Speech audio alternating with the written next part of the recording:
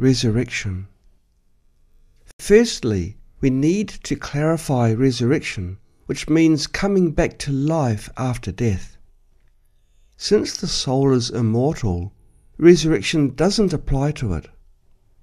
The resurrection mentioned in the Bible must refer to the resurrection of the body. Matthew 10:28.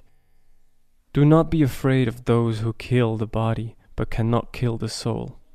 Rather, be afraid of the one who can destroy both soul and body in hell. Moreover, the second death mentioned in the book of Revelation also refers to the destruction of the soul in hell. How should we understand this? We should know that it is the soul that commits sins and receives retributions. If the soul were mortal, it would lose consciousness and consequently it would not receive punishment or experience suffering. Of course, when a being is experiencing punishment in hell, it might collapse due to immense suffering. However, when the karmic wind blows, it will wake up again. This repeated cycle of torment is the second death, but the soul doesn't really die. If the soul could die, it would end suffering and achieve liberation, and there would be nothing to fear. However, this is impossible. If you commit sins, you are not easily exempted from retributions. In the Bible, there are 3 types of resurrection. The first type is coming back to life after death. The body hasn't decayed, but is restored to life. Jesus himself and 3 people resurrected by him belong to this category. In this type of resurrection, what is resurrected is still the same physical body. There have been numerous records of such resurrections. Throughout history and across countries, accounts of dead people coming back to life, ranging from a day to a week after death, have been spread among the people. In ancient China, within 3 days after a person's death, the coffin wouldn't be tightly sealed, but would leave a gap, and within 7 days the coffin wouldn't be nailed. Why? In case the dead person comes back to life. Such cases can happen, and they are not rare. I have also witnessed several cases of people who died and then came back to life after a few days. Modern scientists have carried out research on near-death experience, that is, coming back to life after death. The second type refers to the resurrection at the final judgment. In this type of resurrection, the body has decayed, ashes to ashes, dust to dust.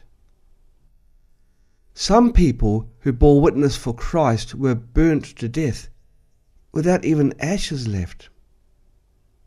So how can they be resurrected? If not buried in ice or snow, the human body would decay in 1 or 2 weeks. Once decayed, it's impossible to be resurrected. Revelation chapter 20 verse 4. And I saw the souls of those who had been beheaded because of their testimony for Jesus and because of the word of God. They had not worshipped the beast or his image and had not received his mark on their foreheads or their hands.